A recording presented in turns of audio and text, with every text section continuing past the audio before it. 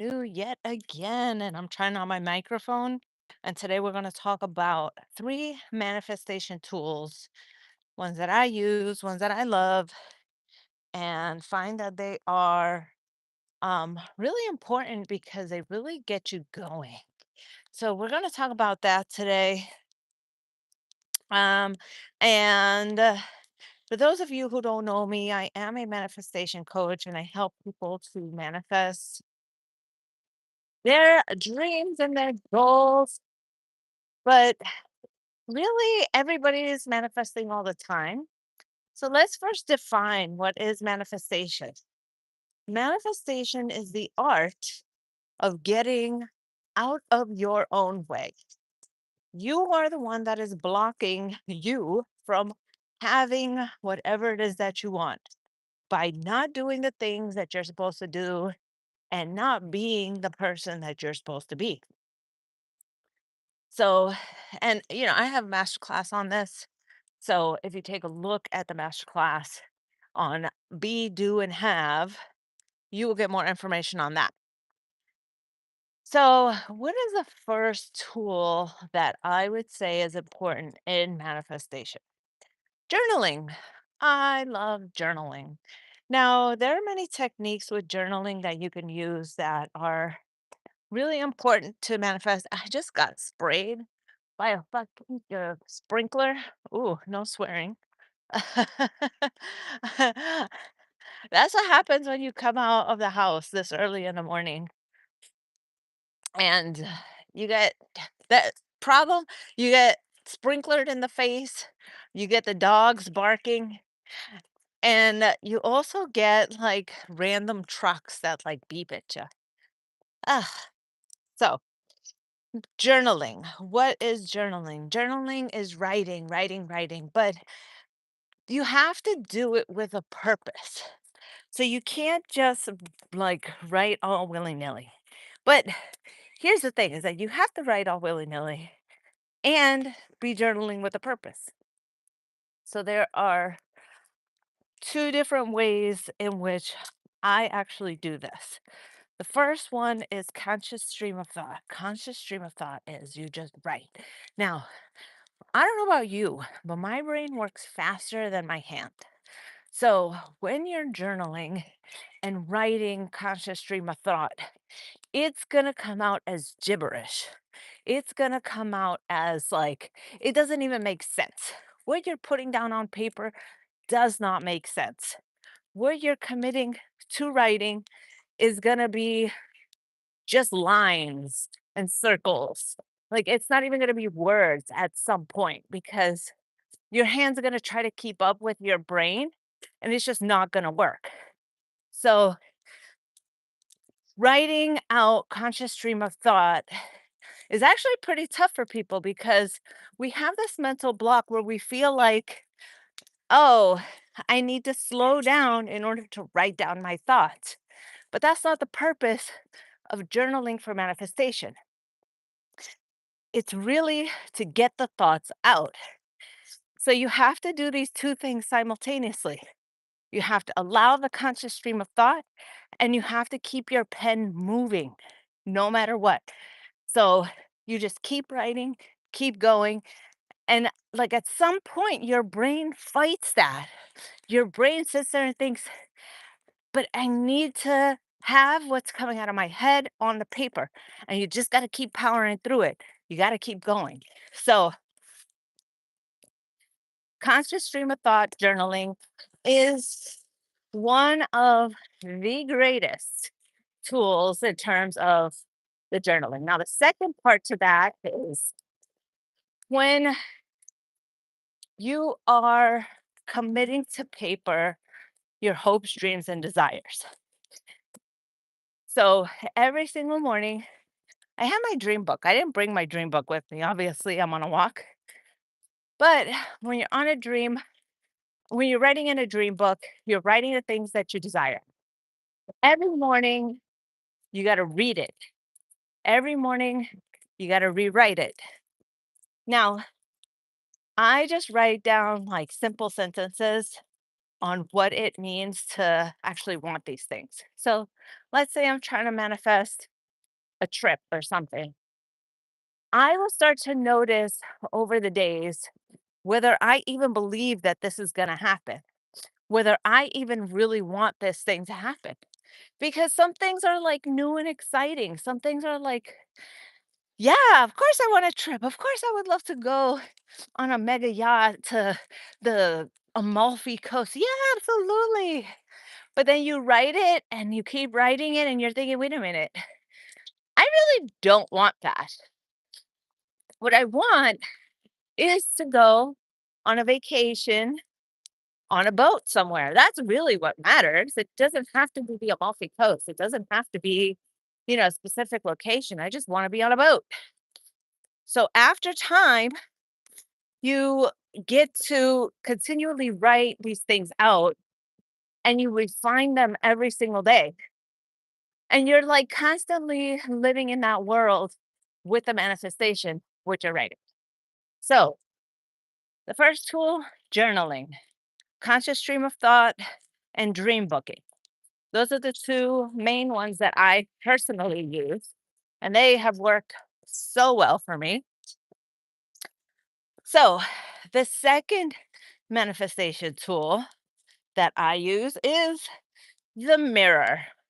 Not a physical mirror, but a life mirror. So, the concept of self has three facets to it that I think is really important that you need to acknowledge. Who are you now?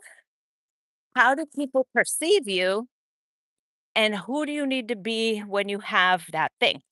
So let's talk about the first one. The first one is who are you now? These are your habits, these are your belief systems, your self limiting beliefs. These are the way that you see yourself, your MO, your modus operandi. How do you live? How do you operate in this world? And it's really important to understand who you are, not in like a way to like demonize yourself, not to like be angry at yourself. It's really to get a snapshot.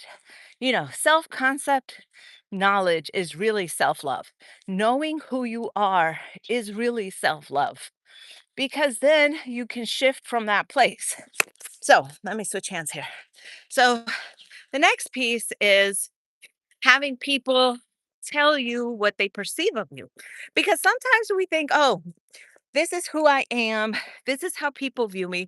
But unless you actually muster up the courage and ask people, you know, how do you view me? You're never going to know. And people might surprise you. I have done this exercise several times. I did it once with money, and I did it once with just asking people like what they thought about me. And the answers surprised me. What I thought people were going to say about me with money was not the case. People viewed me as very free with money, and I thought I was really like cheap. I thought I was stingy. But turns out people view me as very liberal. And so I thought, okay, that's good information. Now, why do you need to know how people view you? Because what you're projecting and what you think you're projecting can be very, very misaligned. And so you think, oh, I'm a kind person. I'm a generous person. But people are like, no, you're actually kind of rude. So these are things to incorporate and to think about in the exercise of the mirror.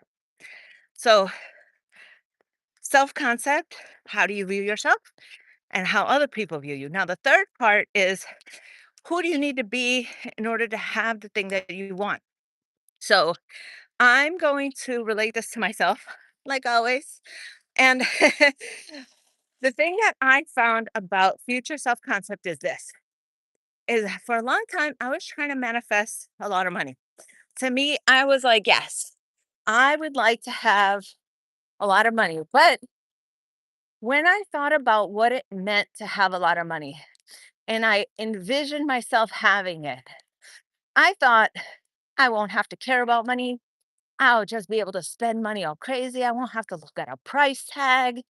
I'm gonna be taking all these crazy trips. I'm gonna be traipsing all over the world, globe trotter Andy. And I thought, wait a minute, I don't want to be that person. I don't want to be somebody who doesn't respect money. I don't want to be somebody who doesn't care about money. I don't want to be someone who isn't conscious of money. And what I've learned is that people who are wealthy care about money. They care about how much they spend. They care about nurturing the growth of their money. Like they care about that stuff. So, this idea that I had about what it meant to have a lot of money versus who I wanted to be and the reality of what it is, those were three separate stories. So, you have to think about, okay, who do I need to be? What does that actually look like by like finding people who are examples of that? And like, who do you want to be? Like, do you want to be that person who is throwing money around, making it rain? Like, that's not who I wanted to be. So, for me, that was very important to understand. So, those three things are very important when you're doing the exercise of the mirror. Self concept. Who are you? How are you seen by other people? And who is the future version of yourself that has the thing that you want? And then doing those three parts, that's the second manifestation tool. Now, before I tell you guys the third one, I just want to say manifestation tools are not one and done. You don't do it once and you're done. You have to do this constantly. You have to be vigilant, which is why a lot of people don't wind up manifesting the things that they want because they don't understand that this is a constant. This is something that happens all the time. This is a every single moment of the day. So it's a muscle. It's like a very, very strong muscle that you have to develop. So the third tool in manifestation, let me switch hands again. Whew, carrying this phone is a lot. Like, if you guys know of any other way for me to do these without having to carry my phone, let me know. So, anyways, manifestation tool number three, you're watching me do it, the long walk. Now, the long walk has a few requirements. One, you have to be doing it somewhere in nature. You have to see the trees, water, amazingness. You have to be out in nature. You have to let the sun hit your eyeballs. You have to be out and about. Like, don't look at the sun, okay? Do not take that for me saying to look at the sun because sometimes you YouTube crowd I have to be very specific, okay? So get out in nature, walk. You could bike, you could hike. So here are some of the requirements that make it the best way is one, no technology. Oh, but Andy, you have technology right now. Yeah. I'm just pointing a like this is the stuff that like I say in my head. Like this is me talking to myself. Like that's why I don't know if you guys are commenting. I don't know if you guys are saying anything to me. But what I do know is that I am just walking and talking. And that is just again a conscious stream of thought. That is again just me doing what I gotta do. So it's just hit and record. But I still have about another 2.5 hour walk to go. So while you guys are catching 15 minutes of my walk, I still got 2.5 hours to commune with God. And let me tell you, the downloads that I get are insane. Okay. So one, no technology, no music. Unless you're doing beta theta waves, that would be perfect. Or alpha theta waves, not beta. You want alpha theta waves. If you're doing alpha theta waves while you're walking, I'll allow that. I'll allow some Baroque classical music. I'll allow some jazz, like stuff that doesn't have any sort of like words or things like you're not going to go singing along with it. You don't want something to distract you. You want to be in your head, moving your body in a constant rhythmic motion, which is why I say walking, biking, Even swimming is great, I think. Being in a body of water adds an extra layer to it. So that's actually really good. So doing something that's rhythmic constantly. For me, it's the walk. I love the walk. The long walks for me are the bee's knees. It's the cat's pajamas. So, so no technology. Stuff that isn't distracting. Has to be outside. And finally, the last requirement for this is you have to start like before you do the walk, before you do anything, before you get outside, you have to state your purpose. You have to state what it is that you would like an answer to. And then you go for your walk. Now, why do you do that? And here's the thing is that when you state your purpose, say your intention, you tell God, hey, this is what I would like information on. This is what I would like help on. I don't know what it is about stating the intention. Well, I do know. It's like really communing with God and putting your faith that God's going to talk to you. But when you're doing that and you go out, you're going to get some downloads and you are never going to understand what it is or how it is that the downloads come to you. They might not make sense to you. You might be like, hey, I would like some sort of download. I would like to fix this issue that I have. I had this argument with my husband. Oh, this thing happened. I would love for you to just shine your light on this relationship. And then you're going and you're walking down the street and you get a download about the gym. And you're like, um, okay, like what does that have to do with my relationship? Doesn't matter. That's the information you got. That's the information you got to follow through with. Manifestation has no rhyme or reason to it. Those downloads have no rhyme or reason to it except to answer your question. And it's wild because if you follow through with it, you're going to find that you're just like, yeah, okay, that helped. That was actually. So we're going to go back to, for a long time, I was struggling trying to build a business and I kept getting the download. Fix the relationship with your husband. Fix the relationship with your husband. And now me and my husband, we didn't have like a broken relationship, or so I thought. And I remember my husband and I, we sat down to have a conversation about, me being vulnerable because I felt like, I wasn't able to build this business. I wasn't feeling good and I felt lonely and I felt this. And turns out on his part, he was like, yeah, I'm just like waiting for you to come back to our marriage. I'm like, what are you talking about? So there was like a whole thing about it.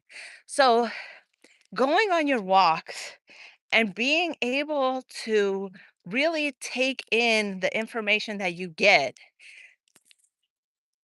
that really is the trick. That really is because you never know what craziness is going to happen. What's really going to be given to you, you know, manifestation has no rhyme or reason.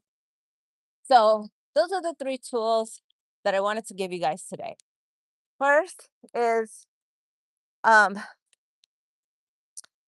journaling. Remember, you want to do conscious stream of thought and you want to do your dream book. Second, the mirror, self concept. Who are you? Who do you think you are? How do people perceive you? And who is the future version of you?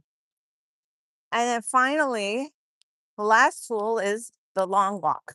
Or it could be swimming, it could be dancing, it um could be biking, but it has to be outside. Okay, everyone. That's it for me. Remember, every Thursday I do a master class. You guys can sign up. The link is on my page. Every Thursday, I go live also. I do a lot of teaching on Thursdays. Like, Thursday is my day to teach. Every Tuesday, you can catch interviews with other coaches on my page, and I'm always dropping little nuggets of wisdom on my page. So grateful for you guys. Bye.